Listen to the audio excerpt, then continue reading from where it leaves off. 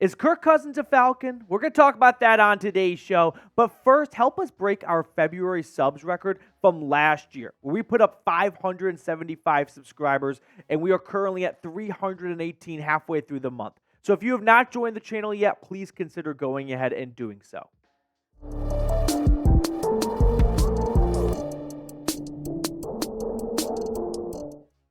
Let's recap the latest on Kirk Cousins coming down to Atlanta, because now that we are in the wake of the Super Bowl, there are always some rumors that come out of all the NFL insiders getting together and releasing some articles and some juicy quotes, which we're going to look at in just a moment. But first, let's at least kind of set the scene a little bit on the latest with Kirk Cousins. So he's going to hit free agency for the first time since he actually went to the Minnesota Vikings back in 2018 when he signed the first ever fully guaranteed mega contract for a quarterback, believe it or not. Now, the rumor is out of Minneapolis that Kirk Cousins is seeking a 2-year, $90 million contract. Now, that's just a rumor from a beat reporter for the Vikings.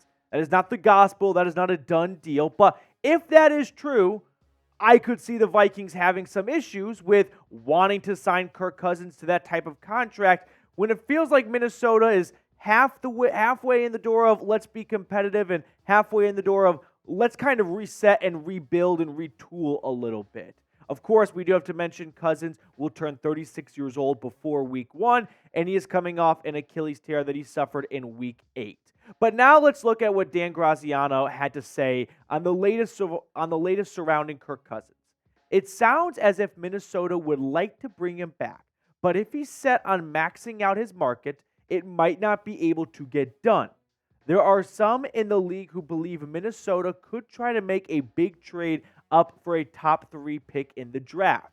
That would likely mean someone like LSU's Jaden Daniels starts for them in 2024 and Cousins goes elsewhere. Atlanta, Las Vegas, Pittsburgh, and other QB-needy teams are keeping a close eye on this situation. I initially started the offseason off by saying I think Kirk Cousins is going back to Minnesota, and I still do believe that. But if I do want to pivot Ross Geller just a little bit, I don't think Minnesota re-signs him at whatever price Kirk Cousins wants. If Kirk Cousins truly is interested in a 2-year, $90 million contract, I could see the Vikings saying, thank you for your service, but we're going to go a different direction. But my question is, okay, let's say the Vikings don't want to play ball at 2 years, $90 million. Who is? There's a very real chance Kirk Cousins has that number in mind. And again, that's just what one beat reporter from the Pioneer Press in Minnesota had to say. But what if Kirk Cousins and his agent talk to the Falcons, the Vikings, and other QB-needy teams, and they go, we'd love to sign you, but not for that number. And if that's the case, tiebreaker is going to go to Minnesota. If he gets the same offer from 2 or 3 teams, he has been very vocal and very public about him wanting to not uproot his family and move them. They like Minneapolis. He wants to stay there. But ultimately, he knows this is going to be his last real splash in free agency. So I'm not going to fault the guy for wanting to max out what he has earned and what he believes he is worth. But if no other team is willing to give him that big contract, which we'll talk about Atlanta and whether or not they would in just a moment, I kind of wonder, I'm sure the Vikings would love to have him back, but under the right price, and I don't know if anyone's going to give him what he's looking for. Now, let's talk about Kirk Cousins just as a passer for a moment. Of course, he comes off an Achilles tear, and that's a big hurdle because tearing your Achilles at any point in your career used to be a death sentence, but now with modern technology and just modern medicine, it's not so career-ending as it once was. But still, tearing it at this age, a lot of rehab and a lot of work has to be put in to get close to the player he was before. But the good news for Cousins is he was never some dynamic rusher or anything, right? He was always a pocket passer. That's where he made his money. Now, Kirk Cousins, you can look at his stats compared to Desmond Ridder and Taylor Heineke. And, I mean, Cousins in 8 games threw 4 more touchdowns than Ridder, Heineke, and Logan Woodside combined, and far fewer interceptions. So if anyone out there is thinking Kirk Cousins is not going to improve the Falcons quarterback room, you're wrong. He absolutely would. He would have had Atlanta hosting a playoff game if he played the entire season for them in 2023. I am confident and absolutely certain about that. But that doesn't mean it's the right decision for Atlanta to sink their teeth into him moving forward, because it's not 2023 anymore. It's a free agent quarterback coming off an Achilles tear. So that's going to add some new wrinkles to the conversation. But let me know, would you sign Kirk Cousins? Yes or no? Get in the comment section below and let me know what you think about potentially bringing Captain Kirk down to Atlanta. I think it really boils down to long-term versus short-term. Long-term, Kirk Cousins is not your guy for the next 5 to 7 years. He could be, at 36 years old, a really good high-level starting quarterback, in my opinion, for 36, 37, 38, maybe 39. But I think there are 3 good seasons left in Kirk Cousins. Aaron Rodgers won NFL MVP as he was pushing 40. Tom Brady was better in the decade of his 40s than his 20s. So we are seeing a lot of quarterbacks age like a fine wine. But does Atlanta think that they have a 3-year window to win a Super Bowl? I don't think so. They got a lot of young guys on there.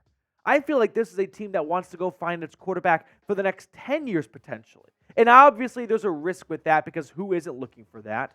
And usually you turn to the draft to do that, which is filled with unknowns and hopes and wishes, but they don't all come true. It's not Disney. Kirk Cousins is a guaranteed thing, as close as it comes to it. But the hiccups are super high price and coming off an Achilles tear. If it really wasn't for the Achilles tear, I'd pretty much be all in. But add in the high price with the unknown of the injury factor, and now we've got to have a different conversation. Now, I've got more to say on this in just a moment, but really quickly, I want to tell you guys about an awesome deal with our friends over at Fanatics. I don't know if they know this, but they're still running the Falcons hat and t-shirt combo on a huge sale. So if you want to save some money and get not 1, but 2 Falcons pieces of merchandise in the process, use our link, chatsports.com/ATL combo. I put that link in the comments and description of today's video, so it's very simple for you guys. Scroll on down and click on it. But get the hat and t-shirt combo on sale. Okay, let's get back to Kirk Cousins and just the overall wheels in motion as to whether or not Atlanta would be a logical destination for him. NFL draft is a tough nut to crack. But I will say that once the combine is over, league execs have a much better idea of the puzzle pieces coming together. Right now, the entire NFL, all the front offices, they have free agency, the draft, trades, and it's all one big puzzle that is yet to be completed. The first time you get the corner pieces in on a puzzle, I would say, is the NFL combine. That's when you've got a good idea of, okay, what are teams doing and who's going where? So-and-so wants a quarterback. A lot of these deals are made at St. Elmo Steakhouse in Indianapolis, right? That's where the Russell Wilson trade went down, for example. A lot of these things come to fruition during the combine. So my suspicion is Terry Fontenot and Raheem Morris, they're going to come out of the combine with a much better idea of as to where are all the quarterbacks roughly going to go. Who's a first-round pick, and who's a second, and who's a third. And then we'll figure out where in those rounds. But more importantly, are we going to see Jaden Daniels or Drake May fall out of the top 3, fall out of the top 4? If Atlanta learns in the combine that those 3 quarterbacks, the top-tier QBs, yeah, Chicago, Commanders, and Patriots all like them and all want a quarterback, then the Falcons know if our plan for finding a quarterback in 2024 is in the first round of the draft with one of those 3 guys, that's not happening, right? If they learn that during the combine, okay, rule that out as a possibility. We're not getting Caleb, we're not getting Dre, we're not getting Daniels, because they're all going to go top 3, and all those teams want them, so none of them are trading back. So now we move on to the next part of the equation, which is, okay, how about the second-tier quarterbacks in the draft? Bo Nix, Michael Penix, J.J. McCarthy. Do we like any of those quarterbacks?